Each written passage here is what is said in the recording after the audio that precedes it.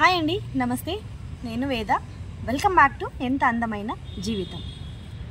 మనం ఇవాల్టి వీడియోలో సన్నజాజి మొక్క గురించి అయితే చూసుకుందామండి, తెలుసుకుందాం. మొక్కని ఎలా రిపోర్టింగ్ చేసుకున్నాననే దాని గురించి వీడియో ఉందండి. వీడియో లింక్ని డిస్క్రిప్షన్ బాక్స్లో ఇస్తాను. చూడని వాళ్ళు ఎవరైనా ఉంటే చూడొచ్చు.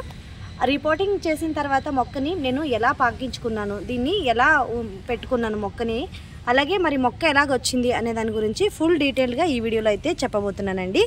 మీరు చూడొచ్చు. ఇక్కడ మొక్క ఫస్ట్ ఇక్కడ కింద నుంచి చూపిస్తున్నాను చూడండి. మొక్క ఇలా ఉందండి, సన్నజాజి మొక్క.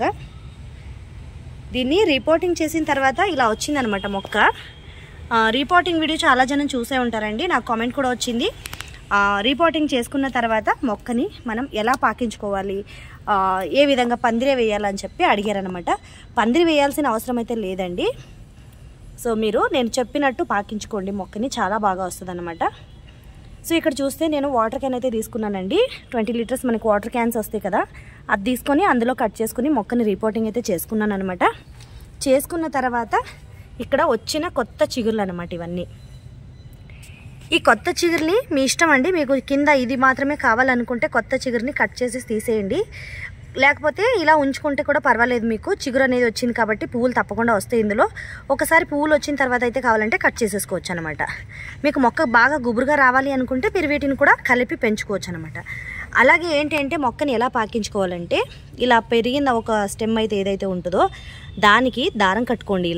ఇలా దారం కట్టుకొని ఈ దారం సహాయంతో మీకు దగ్గరలో ఏదైనా ఇంటి పక్కన పైపు, వాటర్ పైప్స్ ఉంటాయి కదా, మనకి ఇంటికి వాటర్ కలెక్షన్ వచ్చిన పైపు, లేకపోతే ఈ పైకి ఎక్కడానికి మనకి మెట్లనే ఉంటాయి కదా, అలాంటి వాటి దగ్గర ఎక్కడైనా ఒక మేకు కానీ కొట్టుకొని మీరు అలా కూడా వాటిని పాకించుకోవచ్చు అనమాట. నేనైతే ఇక్కడ మాకు వాటర్ పైప్స్ ఉన్నాయి కదా, ఇక్కడ కనిపిస్తున్నాయి అనుకుంటున్నాను వాటర్ పైప్స్. సో ఈ వాటర్ పైప్స్లో అయితే ఉన్నాయన్నమాట. వాటర్ పైప్కి నేను వీటిని ఎక్కిస్తున్నాను అనమాట మొక్కని. సో ఇలా చూడండి, ఇక్కడ ఒకసారి ఎన్ని చిగురులు వచ్చినాయి అంటే చాలా చిగురు కూడా వచ్చింది.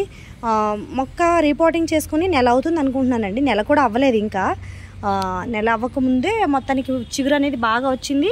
పూత కూడా ఆల్రెడీ స్టార్ట్ అయిపోయింది అనమాట.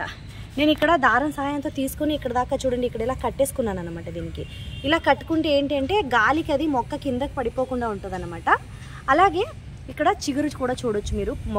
మొగ్గలు వస్తున్నాయి, చాలా మొగ్గలు వస్తున్నాయి అనమాట. ప్రతి కొమ్మకి మొగ్గలు అనేవి ఉన్నాయి అనమాట. ఇక్కడ చూడండి, అన్ని చిగురు మొత్తం ఎంత ఉందో మొక్క అంటే మనకి సన్నజాజి మొక్క నిండా చిగురులు అనేవి వచ్చినాయి. ఆల్రెడీ పువ్వు కూడా స్టార్ట్ అయ్యింది. నిన్న మొన్న 1-2 వచ్చినాయి అనమాట. అవి వచ్చి రాలిపోయినాయండి, చూసుకోలేదు నేను. సో చూస్తున్నారు కదా, మొగ్గలు అనేవి చాలా హెల్తీగా ఉన్నాయండి. పువ్వులు కూడా బాగా హెల్తీగా పెద్ద పెద్ద పువ్వులు పూస్తున్నాయి అనమాట. సన్నజాజి పూలు ఏంటంటే సాయంత్రమే పూస్తాయి కాబట్టి మనం ఈవినింగే మొగ్గలనంతా కోసుకుంటాం కదా, కోసుకొని కట్టుకుంటాం మనం. నేనైతే దేవుడికి పెడతానండి. ఫస్ట్ వచ్చిన పువ్వులు అయితే దేవుడికి పెడతాను. సాయంత్రం పూట దీపం పెట్టుకుంటాం కదా, అంతకు ముందే కోసి ఉంచుకొని తర్వాత అయితే నేను దేవుడికి పెట్టుకుంటాను అనమాట. సో మరి మీలో ఎంతమంది సన్నజాజి మొక్కని పెంచుకుంటున్నారు? అలాగే సన్నజాజి మొక్క పెంచుకోవడానికి కానీ రిపోర్టింగ్ చేసుకోవడానికి కానీ ఇప్పుడు కరెక్ట్ టైం అండి. ఎందుకంటే ఇప్పుడు వానాకాలం స్టార్ట్ అవుతుంది కదా, మనకి సమ్మర్ అయిపోయి వానాకాలం స్టార్ట్ అవ్వబోతుంది కదా.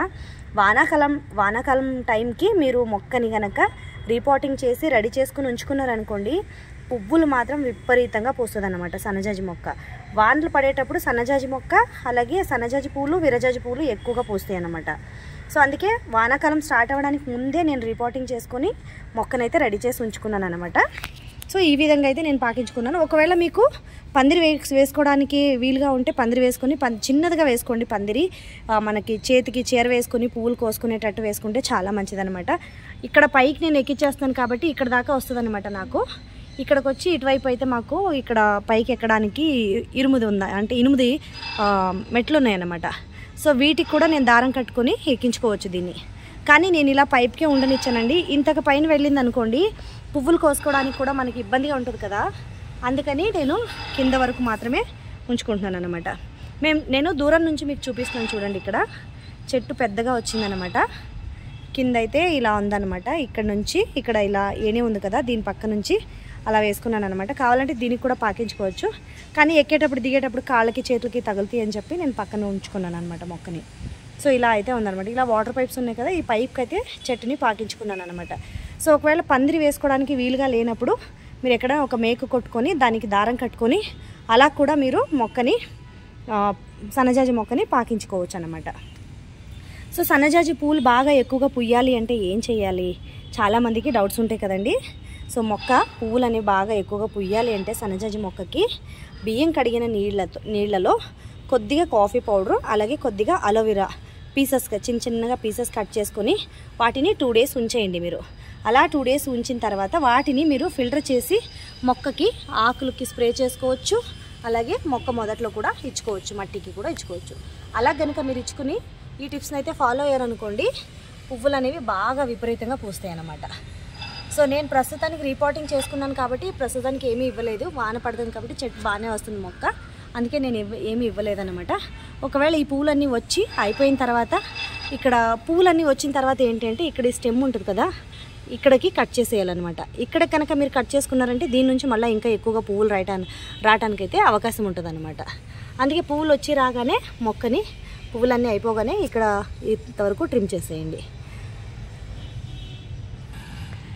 ఈ పువ్వులన్నీ వచ్చిన తర్వాత నేను ఆ లిక్విడ్ ఫర్టిలైజర్ అనేది ఇస్తానండి. ఈ పువ్వులు ఖాళీ అయిపోవాలన్నమాట. ఒకసారి మొత్తం పువ్వులన్నీ వచ్చి మొక్క మొత్తం ఖాళీ అయిన తర్వాత నేను ఆ లిక్విడ్ ఫర్టిలైజర్స్ని అయితే ఇస్తానన్నమాట. ఒకవేళ ఎవరైనా నర్సరీ నుంచి కొత్తగా తెచ్చిన మొక్క అయితే అనుకోండి, ఆ మొక్కకి మీరు ఫర్టిలైజర్ తప్పకుండా ఇవ్వాలన్నమాట. ఎందుకంటే వాళ్ళు ఊరికే ఏదో కాంపోస్ట్ అది ఇది డిఏపీలు అవి ఇచ్చి పెంచుంటారనమాట. మనం ఇంటికి తెచ్చుకునేసరికి మొక్క అనేది కరెక్ట్గా రాకుండా కూడా ఉండొచ్చు అనమాట. సో మీరు మొక్క అనేది బాగా రావాలి అంటే నేను చెప్పిన కొన్ని టిప్స్ని అయితే తప్పకుండా ఫాలో చేయండి. నర్సరీ నుంచి తేగానే ఎండలో పెట్టేయకండి, మొక్కని నీడలో అయితే ఉంచుకోండి. తర్వాత మన ఇంటి దగ్గర ఉండే వాతావరణానికి, ఆ మట్టికి మొక్క అనేది సర్దుకోవాలి. ఆ మొక్క వాతావరణాన్ని సర్దుకున్న తర్వాత మీరు మొక్కని మట్టిలో వేసుకున్నారనుకోండి, అప్పుడు మొక్క అనేది బాగా వస్తుంది అన్నమాట. సో చూసారు కదండి, ఇవాళ వీడియో అయితే ఇదన్నమాట. వీడియో కనుక నచ్చితే తప్పకుండా లైక్ చేయండి, అలాగే వీడియోని షేర్ చేయండి. మీ ఫ్రెండ్స్ అండ్ రిలేటివ్స్కి, ఫ్యామిలీకి తప్పకుండా షేర్ చేయండి. మరి మన ఛానల్ ఎవరైనా కొత్తగా చూస్తున్నట్లయితే మన ఛానల్ని సబ్స్క్రైబ్ చేసుకోండి. పక్కనే ఉన్న బెల్ ఐకాన్ని క్లిక్ చేయండి. నేను పెట్టే ప్రతి ఒక్క వీడియో నోటిఫికేషన్ అనేది మీ దాకా వస్తుంది. Thank you so much. Keep watching ఎంత అందమైన జీవితం.